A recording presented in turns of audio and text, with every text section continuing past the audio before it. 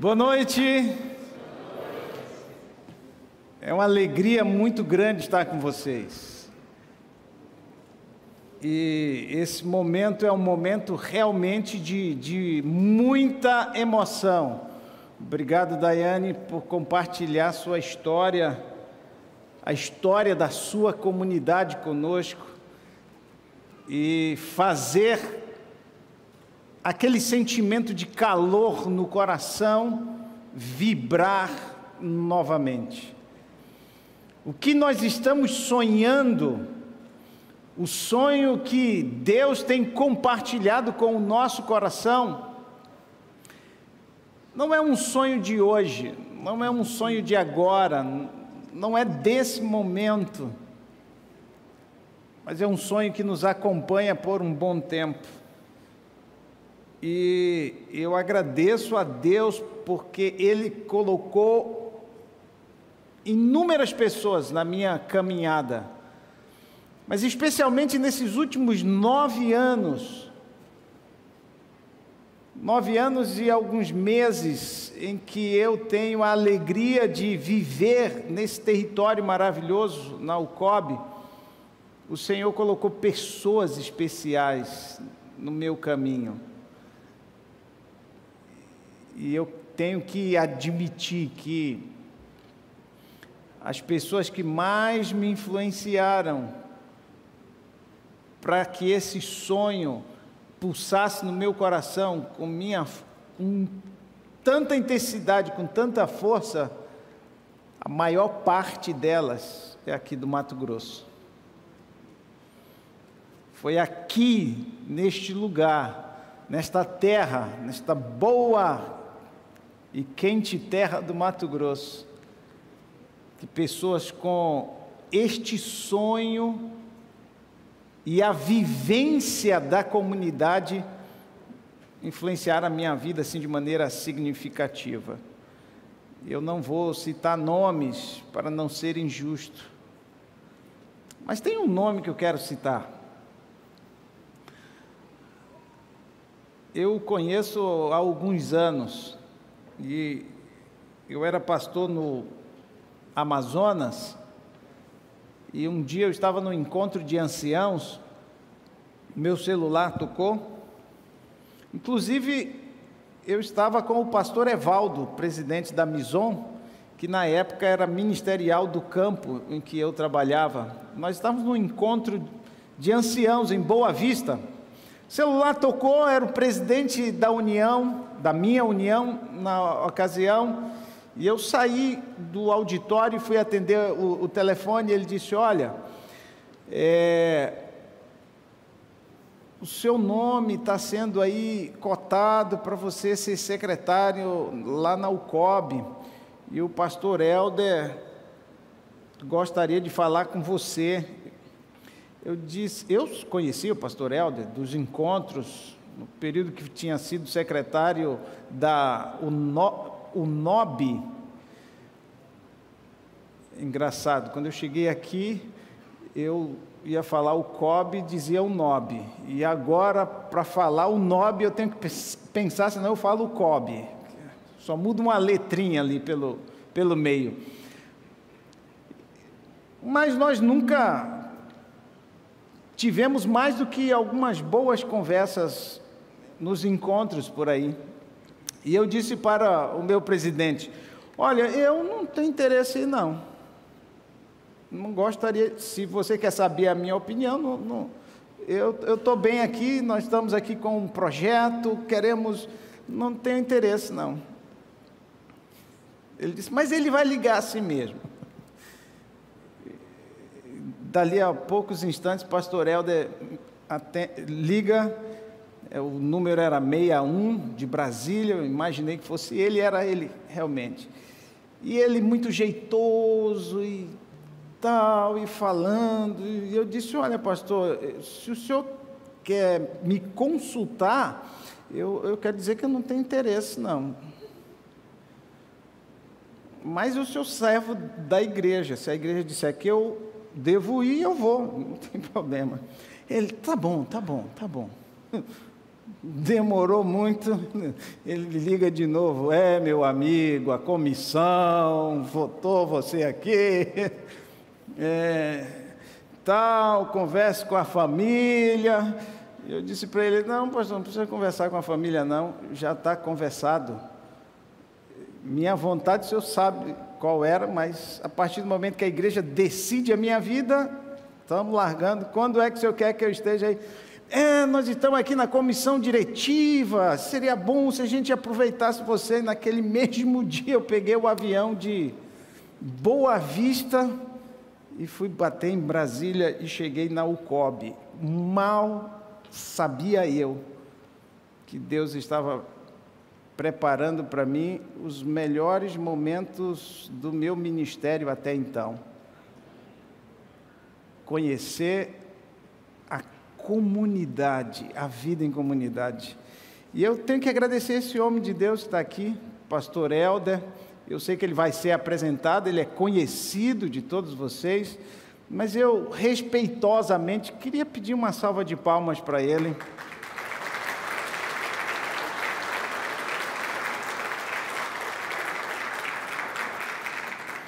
Nós trabalhamos muito perto, e uma coisa interessante sobre nós dois é que eu não o conhecia e cheguei desconfiado e por ali, etc. Deixa eu entender aqui como é que o chefe gosta do trabalho, e eu via como ele anotava a Bíblia, como ele marcava os livros. Eu disse: eu faço desse mesmo jeito, desse mesmo jeitinho. E embora a gente seja bem diferente, nós somos muito parecidos com uma coisa que nos une: a crença na visão de Deus para a sua igreja no tempo do fim, a vida em comunidade. E isso foi extraordinário. E esse homem de Deus marcou muito, muito a minha vida. Minha liderança era uma antes de ter trabalhado ao seu lado e outra depois de ter passado alguns anos trabalhando ao seu lado, a inspiração da sua vida. Inclusive, mesmo depois de jubilado, ainda continua influenciando a minha vida muito. Muito obrigado, amigo, muito obrigado. E obrigado a vocês. Quantos aqui são líderes de PG? Levante a mão. Opa, que maravilha, um bom número está aqui. Quantos... Eu tenho que perguntar isso: tem alguém aqui que nunca participou de um PG? Oh, glória! Ou não levantou a mão com medo de se expor, ou porque realmente todos que estão aqui somos apaixonados pela vida em comunidade. E eu não tenho dúvidas de que o Senhor planejou isto. E como a maioria dos que estão aqui são líderes, eu quero convidá-los a pensar nessa plenária inicial, a pensar por que a nossa cabeça, a nossa mente precisa trabalhar e pensar em termos de rede. Por que é importante que a comunidade viva dentro de um ambiente de rede? E é exatamente isso que nós queremos conversar aqui. Para isso, é muito importante que você entenda o papel da liderança. E eu vou falar um pouco mais aos líderes esta noite. Quando você olha para esta imagem aqui, quem é o líder nessa imagem? Dá para distinguir quem é o líder aqui nessa imagem? É o que está na frente. Muito bem, é fácil. Quem é o líder nesta outra imagem? É o que está, esse não está à frente, mas ele está aonde? No centro. E há um outro detalhe que o diferencia dos demais. Qual é? ele está num plano superior. E é interessante como as pessoas veem liderança a partir desse prisma. E isso não é de agora, nós vamos ver, isso não é de agora. Só que esta visão de que o líder é o primeiro, de que o líder é o que está num plano superior e que é o centro das atenções, isso faz com que o líder carregue um peso sobre o humano. E por vezes o líder sente que o mundo está sobre as suas costas. O cansaço, o esgotamento vem justamente por causa desta compreensão de que o líder é aquele que tem que estar na frente, é aquele que é o mais importante, a referência, e as pessoas não lidam muito bem com isso.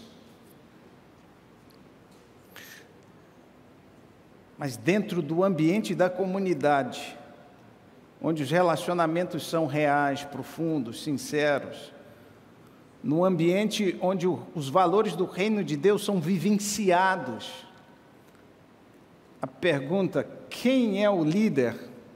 É uma pergunta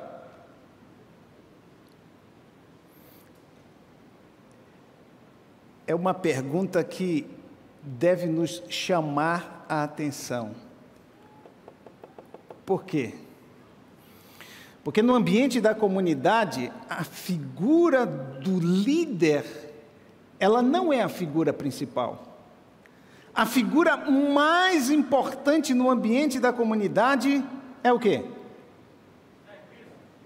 É Cristo. Amém. Aleluia. Cristo é o cabeça da igreja. Cristo é o líder da igreja. Mas mais importante do que o líder local é a visão que ele tem, é a compreensão que ele tem do que é a comunidade. Isso é tão importante, porque isto vai impactar diretamente a maneira como nós lideramos o PG. A maneira como nós encaramos a liderança. E esse é um desafio a ser vivenciado por cada estrutura menor do PG, a comunidade, como da rede, de uma igreja, de um distrito, de uma associação. Porque nós não fomos chamados para estarmos na frente, no primeiro lugar, em evidência, tampouco para estarmos num plano superior, cercado pelos liderados, mas nós estamos para comunicar aquilo que vai mudar o mundo ao nosso redor. Você sabe qual é o maior ser vivo do mundo?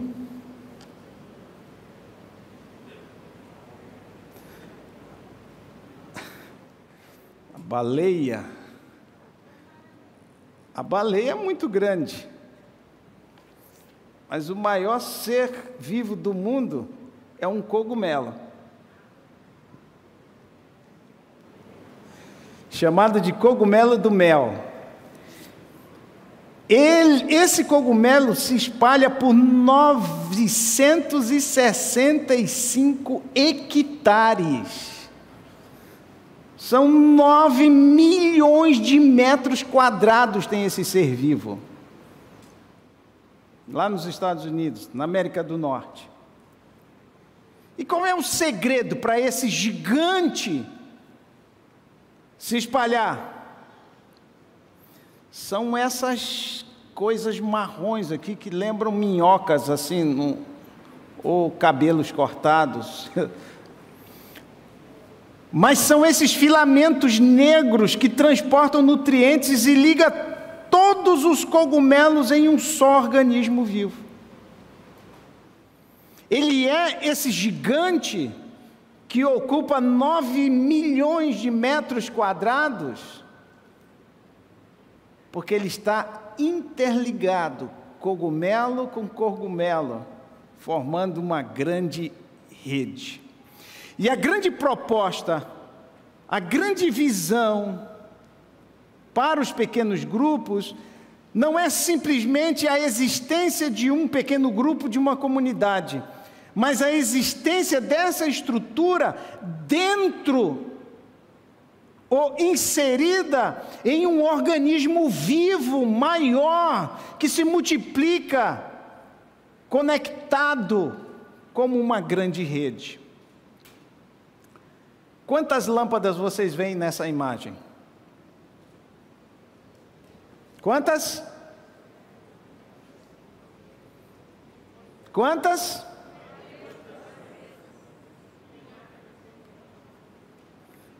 Olha mais perto.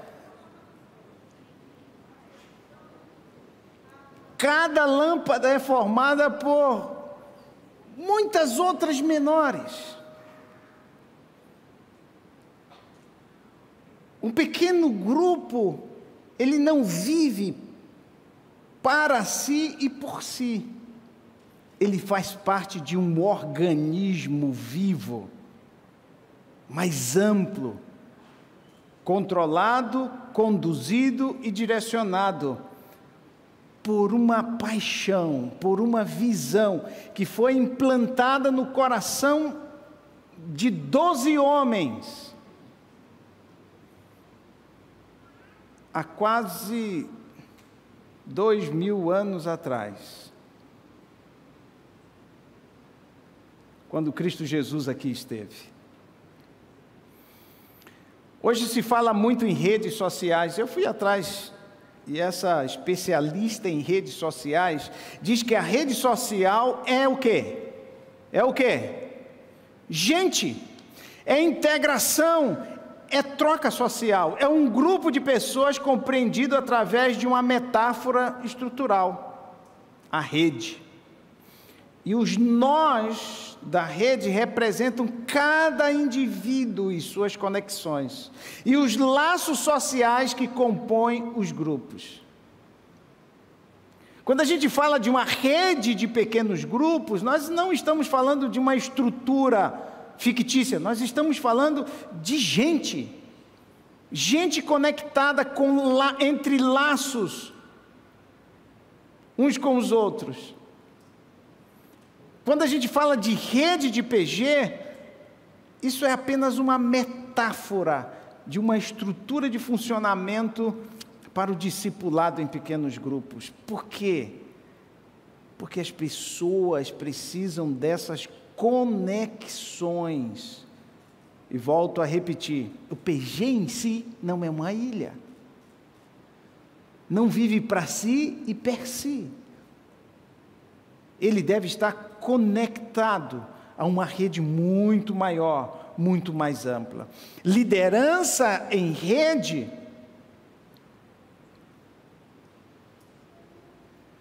é um pensamento diferente do que está aqui, onde o PG ou o líder de PG, ele está distante dos demais.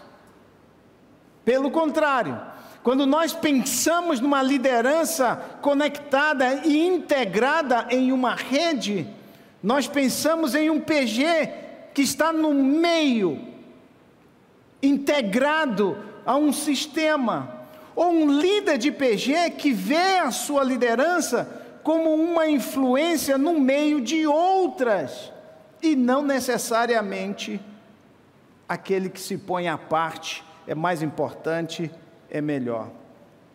Na realidade, o que está no centro disso é uma visão bíblica de discipulado relacional, que nos direciona, que nos leva para o caminho do discipulado, onde as motivações e a nossa experiência é totalmente influenciada por esta visão, por este por este caminho. Quando isto acontece, eu acho que tem uma diferença aqui. Ok. Quando isto acontece, o que nos move é a paixão. O que nós vimos no testemunho agora há pouco. O que moveu alguém trazer lá de um outro casamento de outra cidade. E quando ela estava narrando, eu imaginei, né? O carro cheio de flor. E flor é bonito, mas nem sempre é cheiroso, né? Imagina. Aquele monte de flor e dirigindo. As outras que foram passear e viram o casamento e tiveram a ideia e foram trocar de roupa, acho que não fizeram chapinha para esse primeiro casamento. E foram para lá, por quê? Porque a motivação vem de sentimentos mais nobres, como alegria, contentamento, satisfação. Eu não sou motivado pela evidência, eu não sou motivado pela significância, pela proeminência, porque eu sou isso, aquilo, outro, ou porque nosso grupo, o nosso PG é melhor.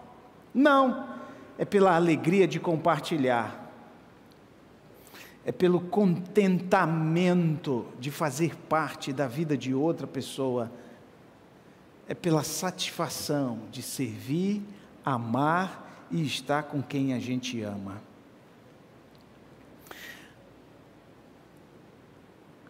Vejam que interessante esta definição.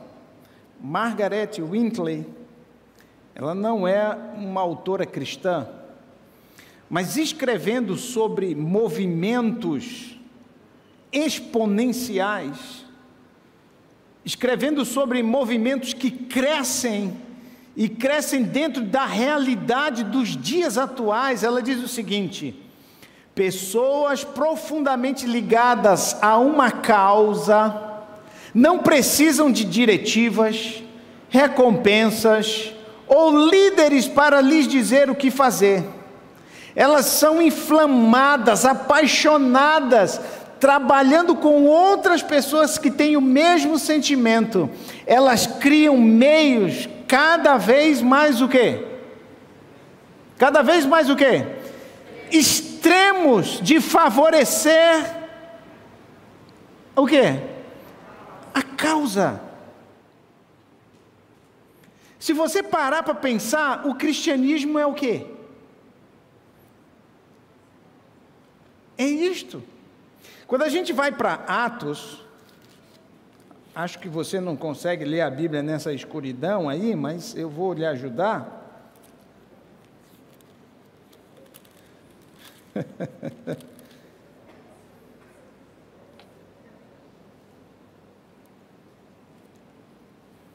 Atos capítulo 4,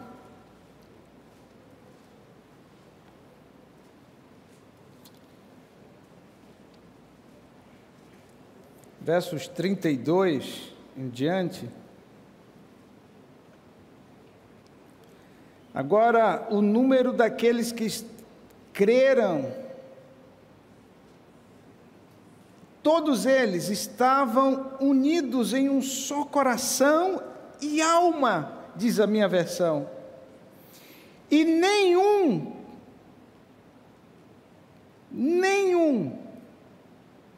dizia que qualquer coisa que lhe pertencesse lhe era próprio,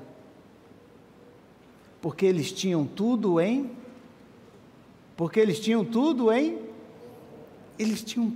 comum.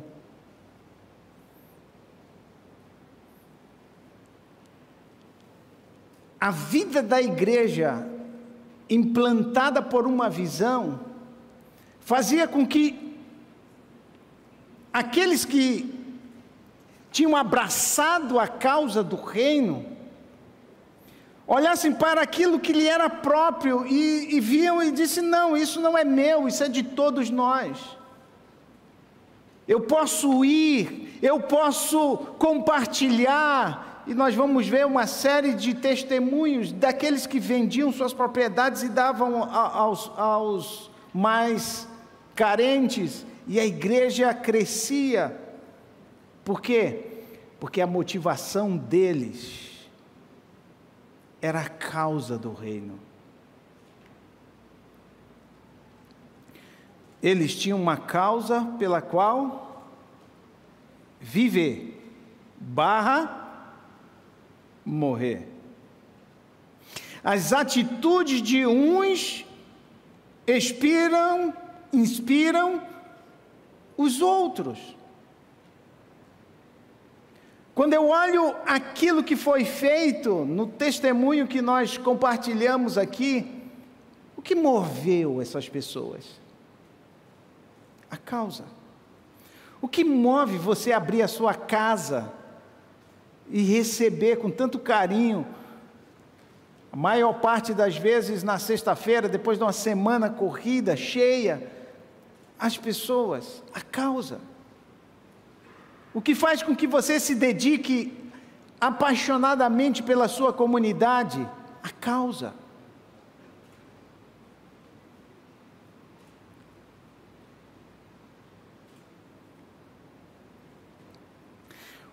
Focados não na estrutura, no tamanho, na cadeia de comando, mas no quê? No significado.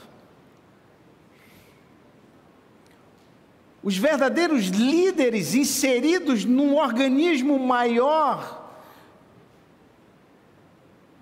compreendem e ajudam os membros do seu PG a compreender que eles não são dependentes de uma estrutura, eles não são dependentes de uma cadeia de comando, mas do quê? Significado. O que eu faço faz sentido para o reino? Então eu vou criar cada vez mais maneiras extremas de vivenciar aquilo que nós cremos. E quando nós estamos conectados em rede, esse sentido, ele é o quê? Ele é o quê? Compartilhado. As redes têm uma resiliência incrível, estão cheias de nós, e esses nós são redundantes, de modo que um assume se o outro cai. E as redes humanas sempre se organizam em torno de sentido compartilhado. As pessoas respondem à mesma questão ou à mesma causa e se juntam para promovê-la. Quando nós acreditamos no que fazemos, e isso é experienciado, isso é vivido, e a gente entende porque faz PG, e a gente entende porque faz comunidade, isso é compartilhado com os demais. E a gente se junta porque a gente crê nisso. Eu sei de histórias de PGs que estão sofrendo uma barbaridade durante esse período de pandemia por não poderem se encontrar. O Zoom, a tela, não é suficiente. E alguns têm criado maneiras muito inovadoras, inusitadas, de compartilharem aquilo que eles creem e que vivem. As atividades presenciais diminuíram, em alguns casos pararam. Mas isso não é um problema. Isto não é um problema. Por quê? Porque o sentido compartilhado daqueles que entenderam o que é a vida em comunidade, vai levá-los a, de maneira criativa, retomarem aquilo que creem e continuarem vivendo isso de todo o coração. Quando eu penso em Cristo Jesus não criou uma estrutura, Quando a gente pensa que Cristo Jesus inaugurou a igreja, Ele não fez uma estrutura, pelo contrário, Cristo inaugurou um grande movimento. Movimento este que Ele tinha expectativas e tem, mas para a ocasião, quando essas expectativas foram apresentadas, elas eram consideradas quase que impossível.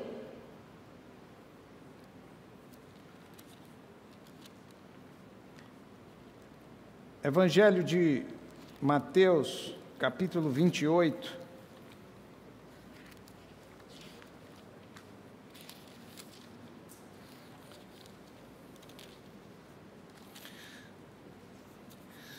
Nós vemos Cristo Jesus apresentando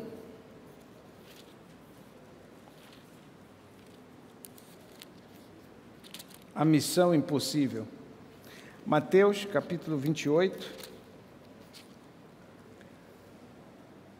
versos 18. Então Jesus veio e disse a eles: toda a autoridade me foi dada no céu e na terra. Vão, portanto, e façam discípulos de todas as nações, batizando-os em nome do Pai, do Filho e do Espírito Santo, ensinando-os a observar todas as coisas que vos tenho ordenado. E vejam, eu estarei com vocês sempre, até o fim dos tempos, diz a minha versão. Amém? Atos, capítulo 1, verso 8.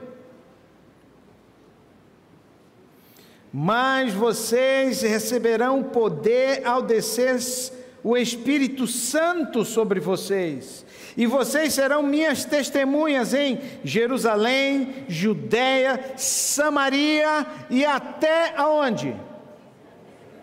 Os confins da terra.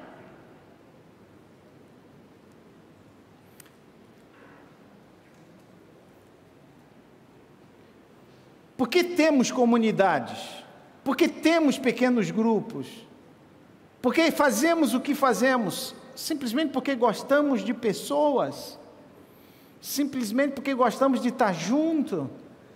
Não só nós nos unimos em grupos de pessoas, não só nós gostamos de estar juntos e comer. Crente não bebe, mas come, uma barbaridade. Isso não é privilégio nosso. E para a maioria de vocês aqui, PG e comida da MET. É uma excelente combinação. Mas por que fazemos isso? Porque nós fazemos parte de um grande movimento, um gigantesco organismo vivo, que tem como missão alcançar o quê? Alcançar o quê? Pessoas. Onde? Onde?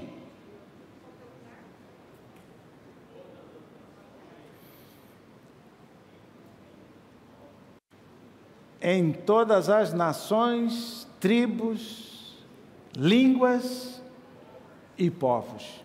Como é possível? Quem vai liderar esse movimento? Na sabedoria divina, Cristo não inaugurou uma estrutura. Ele iniciou um movimento, um organismo vivo, que se conecta e conecta a outros e espalha. Uma pausa.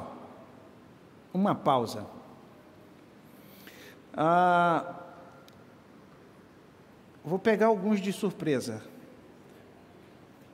Mas vira aí para quem está mais perto de você. Às vezes tem um grupinho tem 3 juntos aí, tem 2. Vira para o próximo aí. E se você já faz parte de um pequeno grupo, se você é líder de um pequeno grupo, não sei, etc. Mas qual é o objetivo do seu PG? Conversa aí, fala para ele, no teu entendimento, qual é o objetivo do seu PG? Conversa aí com o teu...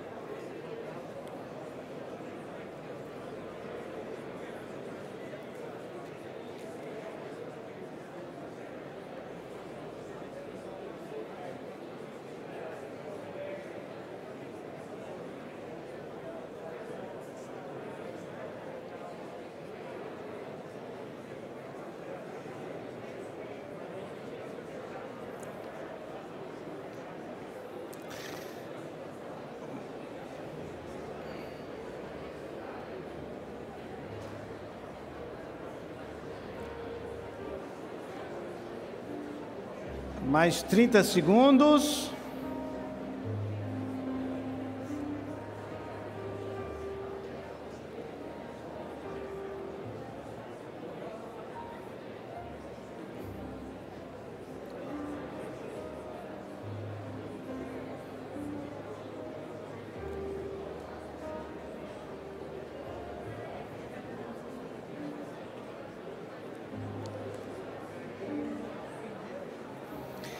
Responde aqui para mim.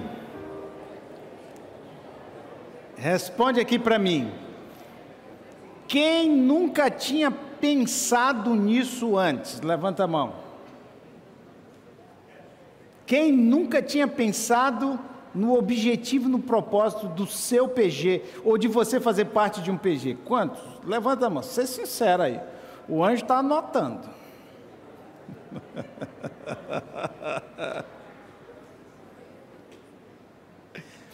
E é possível que você que já tinha pensado e conversado sobre isso, é possível que você não tinha imaginado que o objetivo do seu PG é alcançar o mundo.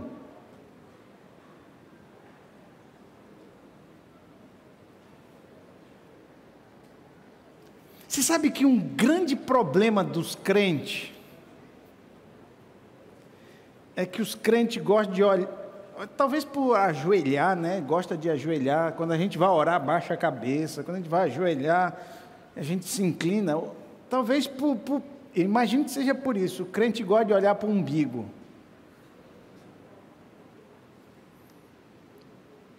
E existem muitos crentes, existem muitos PGs, e boa parte das igrejas que vivem olhando para o próprio umbigo,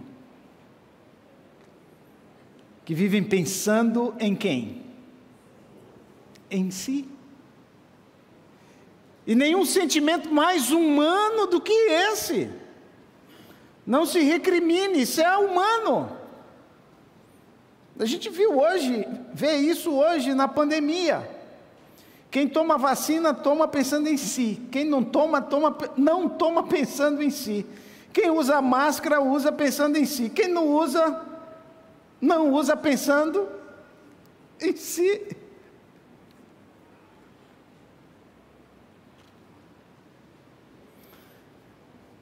Mas aquele a quem nós seguimos,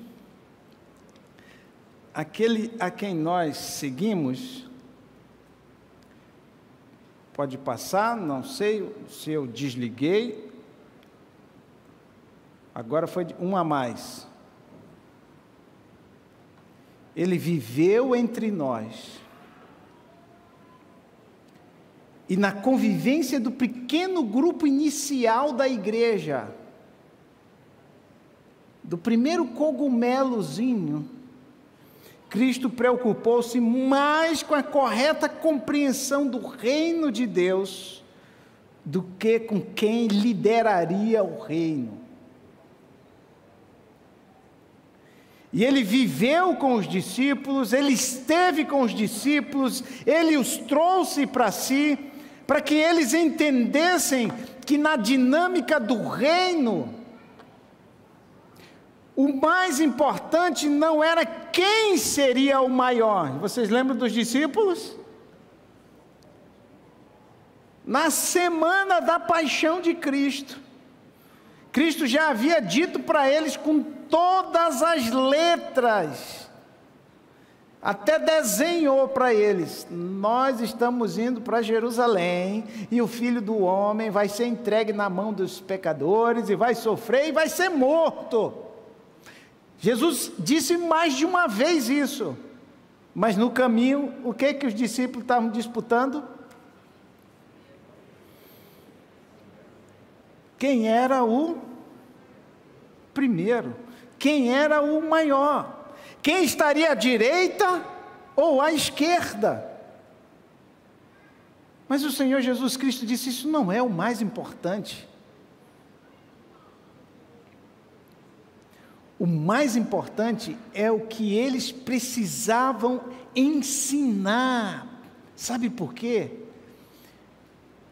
Porque um movimento de rede, um movimento amplo, onde a conexão que nos une, pequeno grupo aqui de Cuiabá com um pequeno grupo lá do extremo norte do Brasil, do extremo sul do Brasil, com um pequeno grupo nos Estados Unidos, com um pequeno grupo na Europa, o que une são os verdadeiros valores do reino.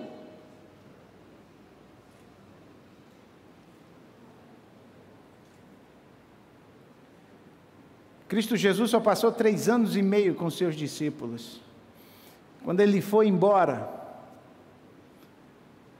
os discípulos continuaram o trabalho dele da mesma maneira que ele fez.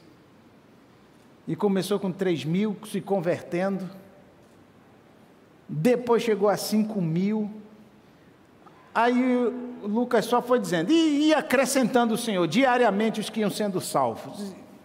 Era multidão, e o organismo foi crescendo, crescendo. Por quê? Quando prendiam os apóstolos, conversavam com os apóstolos, entendemos que vocês andaram com ele. Eles se reuniam nas casas, compartilhavam tudo. Compartilhavam os valores do reino, e isso era o que contagiava os demais. O propósito era o que os direcionava, aquilo que eles vivenciavam. Aqueles primeiros discípulos foram guiados pela visão que Cristo Jesus plantou no coração deles. O que moveu os discípulos, mesmo com a ausência do seu líder, foi incorporarem esta visão. E aqui eu vou falar de coração para coração com você.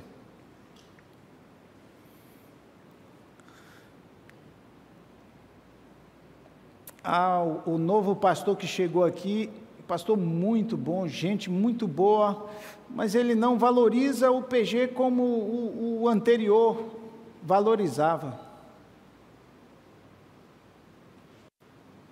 Isto não é motivo para desanimar, não.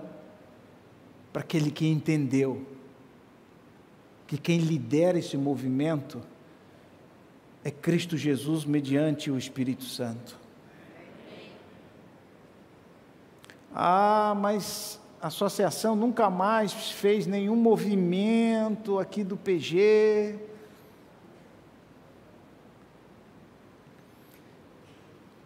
A motivação não é a associação, não é a camiseta, não é o congresso, não é o material. A movimentação é a visão do reino. O que lidera este movimento não é um presidente, não é um distrital, não é um coordenador de PG, não é um departamental de uma área. Quem lidera este movimento é o Senhor Jesus Cristo.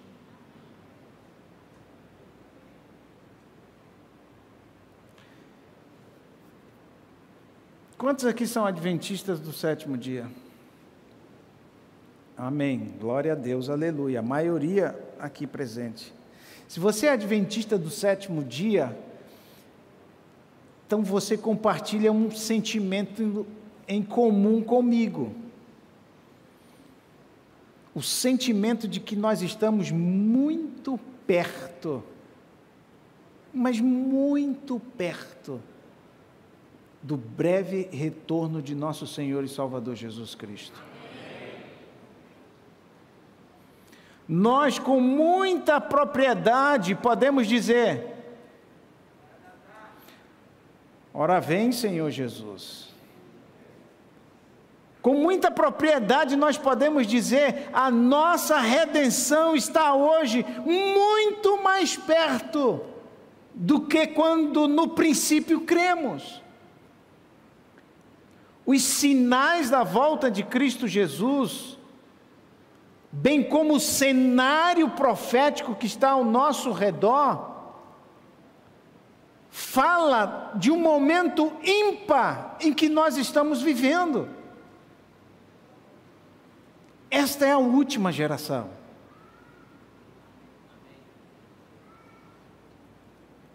E o que é esperado desta última geração é uma igreja em chamas.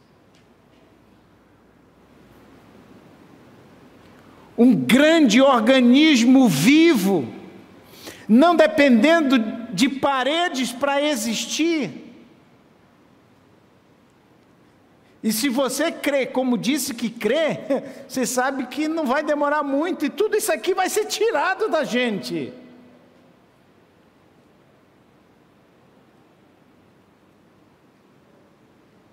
Mas essa igreja vai estar em chamas, inflamada por uma paixão implantada por Cristo Jesus no coração dos discípulos, e que estes compartilharam com milhares, e esses milhares com outros milhares, e essa multiplicação vem se repetindo ao longo dos tempos, ao longo do tempo. E mesmo o diabo não pôde, com todas as suas estratégias, em algum momento criando uma dependência hierárquica da igreja, em outro momento anulando as verdades, e por conseguinte as motivações verdadeiras desta igreja, ele não conseguirá vencer. Ele não conseguirá vencer. Porque esta igreja se levantará com um poder muito maior. O que precisamos?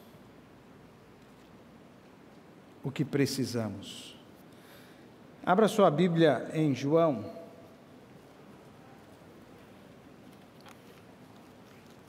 Capítulo 22, perdão, capítulo 20, verso 20, capítulo 20 e o verso,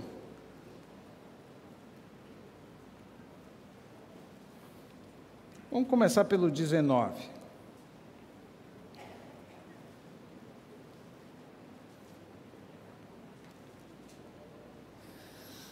Já era tarde aquele dia, o primeiro dia da semana, as portas estavam fechadas, onde os discípulos estavam com medo dos judeus.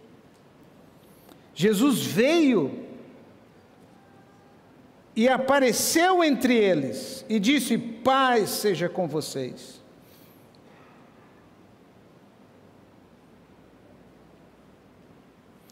E ele mostrou suas mãos, o seu lado, e os discípulos estavam felizes por ver o Senhor. Então, no verso 21, Jesus diz a eles, mais uma vez: paz seja com vocês. Assim como o Pai me enviou, eu também vos envio. E o verso 22, e quando ele disse isso, soprou sobre eles e disse: recebam o Espírito Santo.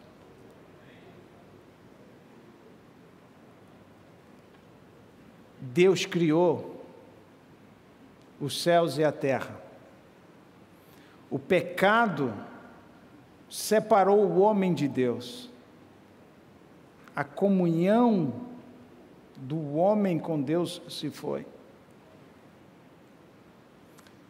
Então Deus criou a igreja, seu corpo vivo, um gigantesco organismo vivo, que conecta vidas umas com as outras, comunidade com comunidade, se multiplicando, porque a ordem dada a Adão e Eva foi: crescei, multiplicai e enchei a terra.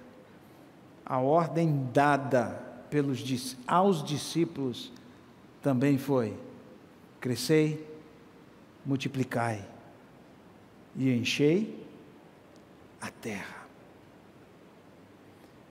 E quando Cristo aparece após a sua morte aos discípulos, depois de fazer com que eles tivessem certeza que não era um fantasma, era Ele que estava ali, primeiro pensamento dele, o primeiro direcionamento dele para os discípulos: assim como eu fui enviado, eu envio vocês. Recebam o Espírito Santo. O que vai acontecer com o seu PG cheio do Espírito Santo? O que vai acontecer quando o seu PG, em oração, pelo propósito de Deus para a sua vida, for incendiado com o fogo do Espírito? O que vai acontecer com a tua igreja organizada em uma rede viva, cheia do Espírito Santo? Está profetizado. Vai ser mais extraordinário e uma manifestação ainda maior de poder do que foi no tempo dos apóstolos. Não há limites. Não há limites para pessoas apaixonadas pela visão de Cristo, de alcançar o mundo para Cristo. Eu quero que você vire para a pessoa que está ao seu lado, ou o trio, que vocês estão aí em trio, e eu quero que vocês orem nos próximos minutos e clamem a Deus: Senhor, Senhor, nós queremos o nosso coração ardendo em chamas, a mesma paixão de Cristo, o mesmo amor que Ele disse que seria o selo, a marca distintiva daqueles que são os seus discípulos. Nós queremos esse mesmo amor na nossa vida, na nossa comunidade, na nossa igreja. Nós queremos o Espírito Santo. Derrama sobre nós o Espírito e nos use como a grande rede do teu amor. Alguns nós se desatam, ficam pelo caminho, alguns desanimam, alguns abandonam a caminhada, mas nós somos uma rede, conectados uns aos outros e ao Espírito de Deus. E o Senhor nos encontrará quando vier, multiplicando o reino. Vamos orar por isso? Pai Santo, querido, como teu povo, unidos a Ti e uns aos outros, reafirmamos o nosso compromisso de fazermos parte deste grande movimento, deste grande organismo vivo, a Tua Igreja. Queremos liderá-la, não pela força de nossas habilidades, mas pela Tua graça e pelo Teu Espírito. Que vejamos uma multidão diariamente se conectando a Cristo, ao reino e às nossas vidas, pela atuação direta do Teu Santo Espírito. No nome de Jesus. Amém.